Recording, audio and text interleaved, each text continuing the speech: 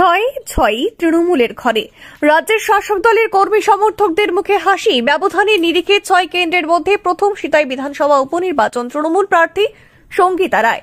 2024 লোকসভা নির্বাচনে কোচবিহার কেন্দ্রে বিজেপির নিশীথ প্রামাণিককে হারিয়ে জয় ছিনিয়ে নিয়েছিলেন তৃণমূলের জগদীশ চন্দ্র বর্মা বসুনিয়া। সেই কোচবিহার লোকসভা কেন্দ্রের অন্তর্গত সিতাই বিধানসভা কেন্দ্রে বিরোধীদের গুনে গুনে গোল দিলেন সঙ্গীতা রায়। সিতাই বিধানসভা উপনির্বাচনে বর্তমান সাংসদ জগদীশের স্ত্রী সঙ্গীতা রায়কে প্রার্থী করেছিল রাজ্যের শাসক দল। এই বিধানসভা কেন্দ্র বরাবর তৃণমূলের অন্যতম শক্ত ঘাঁটি। 2021 সালের বিধানসভা নির্বাচনেও সিতাইয়ে জয়ী হয়েছিল রাজ্যের শাসক দলই। পঞ্চায়েত সমিতির সভাপতি পদ ছেড়ে বিধানসভার ভোটে লড়তে নামা সঙ্গীতা রায় প্রথম দিন থেকেই জয়ের বিষয়ে আত্মবিশ্বাসী ছিলেন। শনিবার সকালে ভোট গণনা শুরু হতে এগিয়ে যেতে থাকেন। প্রতিটি রাউন্ডের গণনার শেষে বিজেপি প্রার্থীর সঙ্গে ব্যবধান বাড়ান। শেষ পর্যন্ত 1,30,156 ভোটে জেতেন। জয়ের পরেই আনন্দে কার্যত কেঁদে ফেলেন তৃণমূল প্রার্থী। সাংবাদিকদের প্রতিক্রিয়া দিতে গিয়ে বলেন, মমতা বন্দ্যোপাধ্যায়কে প্রণাম জানাচ্ছি, অভিষেক বন্দ্যোপাধ্যায়কে ধন্যবাদ জানাই। ভোটাররা আমার উপরে যে আস্থা দেখিয়ে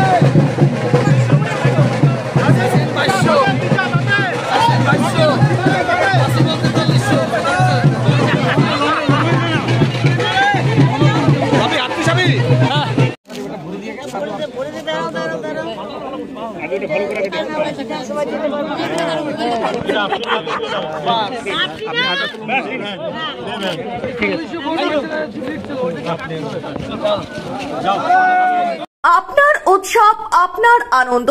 আসছে শ্রী শ্রী রাধা গোবিন্দের রাস উৎসব। দিনহাটার বড়ভিটা ত্রিদেবের বাজার সংলগ্ন বড়ভিটা সুরেন্দ্রনাথ বর্মন আদর্শ বিদ্যাপীঠ প্রাঙ্গণে আগামী 15 নভেম্বর থেকে শুরু হচ্ছে রাস মেলা। 10তম বর্ষের এই রাজকীয় রাস উৎসবকে আরো অনন্য করে তুলতে এবছর থাকছে বিশ্বের সর্বপ্রথম 27 ফুট উচ্চতার জোড়া রাস চক্র। থাকবে মুম্বাই, কলকাতা ও অসম থেকে আগত বিশিষ্ট তারকা ও সঙ্গীত শিল্পীদের নিয়ে জমজমাট সাংস্কৃতিক মঞ্চ।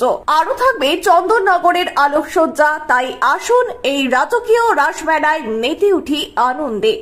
সিতাই বিধানসভার উপনির্বাচনের বাই ইলেকশনে আজকে আমি জয়ী।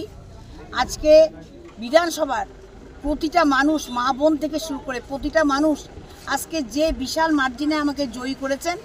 সুতরাং আমি প্রত্যেকের কাছে একটা বার্তাই দিব যে আপনারা আপনাদের এলাকায় শান্তি বজায় রাখবেন। আপনারা কেউ কোনো রকমভাবে অশান্তি যেন না হয়, সেটা আপনাদের কাছে আমি হাত জোর করে বলছি। কারণ হচ্ছে যে এত মার্জিনে আমাকে আপনারা ভোট দিয়ে জয়যুক্ত করেছেন, সেখানেই তাদের জমানত আপনারা জব্দ করতে পেরেছেন। সেটাই আমাদের মনে করবেন যে ওটাই ওদের হচ্ছে সাজা। এর থেকে বেশি আমাদের দরকার নেই। আগামী দিনে আমরা যারা আমাদের তৃণমূলে আসতে চায়, তারা যদি আমাদের তৃণমূল মমতা ব্যানার্জি ছত্রছায়ায় আসতে চায়, আমরা তাদেরকে সাদর অভ্যর্থনে আমাদের দলে আনবো। তারা যেন আমাদের দল করেন, মমতা ব্যানার্জি উন্নয়নের সাথে সাথ দেন।